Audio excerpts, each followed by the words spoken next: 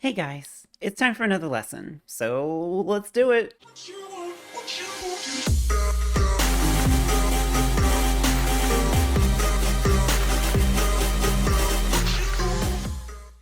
Actually, did y'all see the deathbed confession about somebody saying, like, yep, I was there, it was the NYPD and the FBI that conspired to kill Malcolm X? I knew it! Fucking knew it! And, relevant to some of today's content. So, take it away, babe! So I'm just kind of going to be going through chapter one, pointing out the things that I think are important. So hopefully me looking down this whole time doesn't get distracting. Anyway, in the introduction, our author, Mark V. Tushnet, gets into part of what the point of this book is. Like, why did he write it? Why am I making you read it? And so there's a lot of stuff about what a litigation strategy even means, why it's important, how it's a social process, the practice of public interest law in general. So that's something I definitely want you to be paying attention to as you read and as you go through this, is what does it mean, litigation as a social process involving more than just courtrooms? And like resource mobilization, what's meant by that, institutional reform, litigation, yeah, all that good stuff. I do like that on page I guess that's 13, but like the introduction. There's this paragraph where dude just lays out the course of the book. This paragraph, right? This one right there. Don't pay attention to how badly I need to fix my manicure. It's not that bad. It's not that bad. I did red and black for Halloween. Y'all don't care. So yeah, if you are not sure like what the chapter you're reading is about, or the organization of the book, go ahead and check this page and look at what it's about. Yes. So yeah,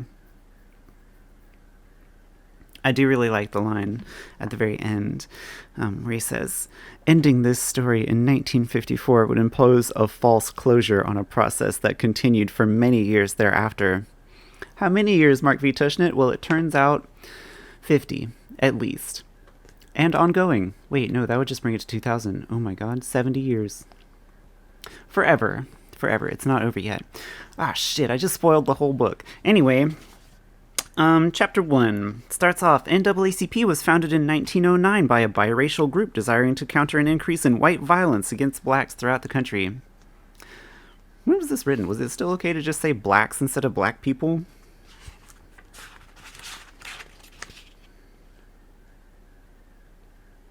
No. 1987. Alright, I guess Tushnet can get a pass. So forgive me when I say blacks instead of black people. I'm just quoting. I guess that's when blacks was still okay, but before African Americans became in vogue. No, this doesn't matter. So let's see. The NAACP was founded in 1909. When was Plessy v. Ferguson, y'all? 1896. That's right. Good job. When was the 14th Amendment passed? 1868. Oh, y'all are killing it today. I'm not trying to act smart. I have it written down in my version so that I know. Anyway, so shortly after Plessy, obviously things were going badly. So NAACP founded. But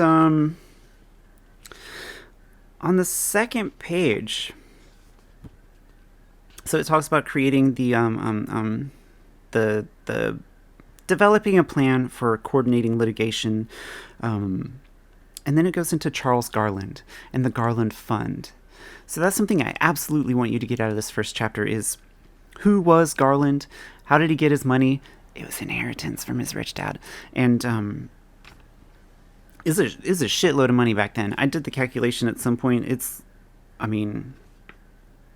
lot of money. But Garland was gonna just turn it down, but this guy Roger Baldwin convinced him to turn it to good purposes. And so Garland was like, "All right, Roger, take this and do good works with it." Honestly, I really like Charles Garland. The way he was like, initially he wanted to refuse the inheritance as unearned and tainted money. Good for you, Garland. Good for you. So Roger Baldwin put together this Garland Fund, and you can see the people on it. Its focus was left-wing, but not rigidly sectarian. We got a liberal professor of English at the University of Chicago, this guy who's an anti-militarist who had been a socialist candidate for Congress, a prominent Jewish liberal, a labor organizer who joined the Communist Party shortly after it was founded in 1921. And James Weldon Johnson, then the secretary or executive director of the NAACP, a prominent labor organizer who later joined the Communist Party. The fund's first donation went to provide food for striking miners. So very much a labor focus, very much a leftist approach. It's a bunch of commies and socialists and Labor Party people. One thing you might want to ask yourself is, why don't we have a Communist Party anymore? What happened to these people? What happened to the very idea of communism and socialism in America? But, it also brings up Emma Goldman, the noted anarchist. I don't think I noticed before that it says the noted anarchist, and I appreciate that because I love Emma Goldman. She's one of my favorite anarchists. Anyway, so, staunch adherent of left-wing causes, Baldwin becomes the director of the National Civil Liberties Bureau in 1917. That's the organization that's going to become the ACLU, the American Civil Liberties Union. And it talks about Baldwin's opinions on how people on the left could use the law were thus shaped by his increasingly radical views and by his experience with law as a method of defense. So, I don't know if you've heard about the ACLU, but they take on any kind of case about like freedom of speech or protecting rights. And so these are the guys that will like, oops, I'm messing up my hair. These are the guys that will go to bat for like education causes, make sure that like employment is not all fucky on racial and gender lines, but at the same time they'll like defend the Nazis' right to march with their flags in public. And this is kind of what Baldwin was talking, and I mean Baldwin started this organization, so what he's talking about here is that like we have to zealously defend the right to free speech, even for people who are saying the worst possible shit, because we do not want governmental power to be brought in to stop us from speaking. Like, we don't want to get locked up for saying our communist Labor Party stuff, so we have to do everything we can to make sure the precedent is there in law that people get to say what they want.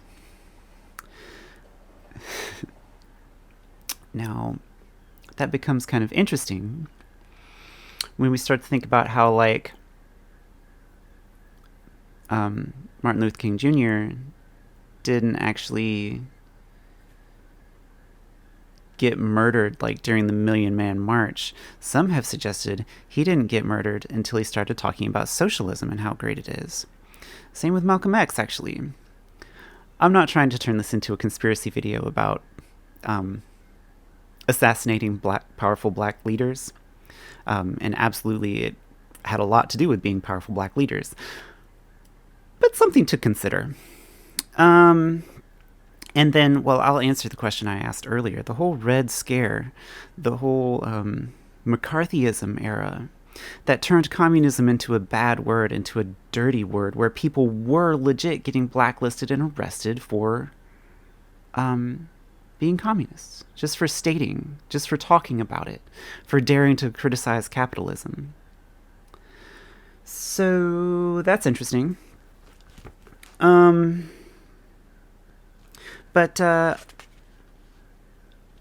here we go.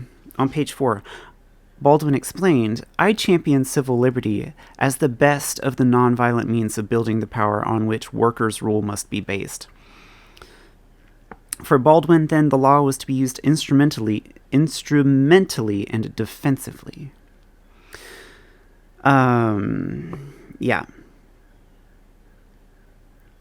Baldwin's attraction to the instrumental and defensive uses of law and his concern about the disempowering consequences of affirmative uses of law affected the Garland Fund's responses to requests from the NAACP for financial assistance. But I also want you to ask yourself, why would all these communists want to be helping the NAACP and the black causes? What is it about the labor movement that was like, we've got to end this racial bullshit with the former slaves, now second-class citizens? Why was there this alliance here?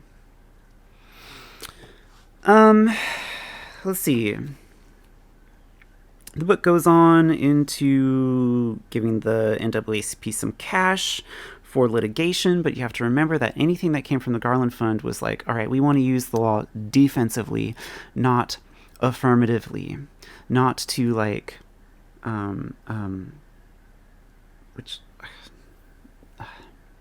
not to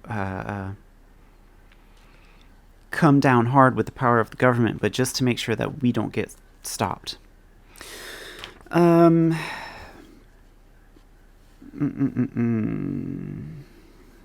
else do I want to talk about here?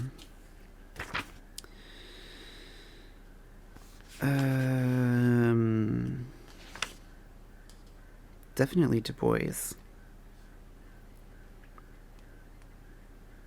So some of that money went to The Crisis, which, if you're not aware, was the NAACP's like journal, magazine, their newsletter, which had as its editor W.E.B. Du Bois. Now, here already we're seeing a kind of split in the NAACP and in these activist groups, because let's see.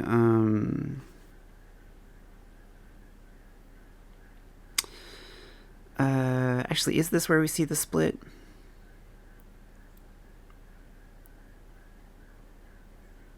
Oh, no, this isn't the split I was talking about. But I like this part on page 6 where Du Bois is talking about how important education is. So that's another thing I want you to get out of this first chapter. Why the focus on education? I mean, obviously, Brown v. Board of Education was about desegregating schools. So why did the NAACP want to focus on schools in the first place? Why not the workplace or in cities? Like, they weren't fighting to stop how, like, black people had to live on one side of town and white people were living on the other. They weren't fighting, well, I mean, they were fighting to stop, like, sundown towns and that kind of shit. But for the legal part, why focus on education? So ask that question. And this video is already 14 minutes. Just covering the first 7 pages of the chapter. So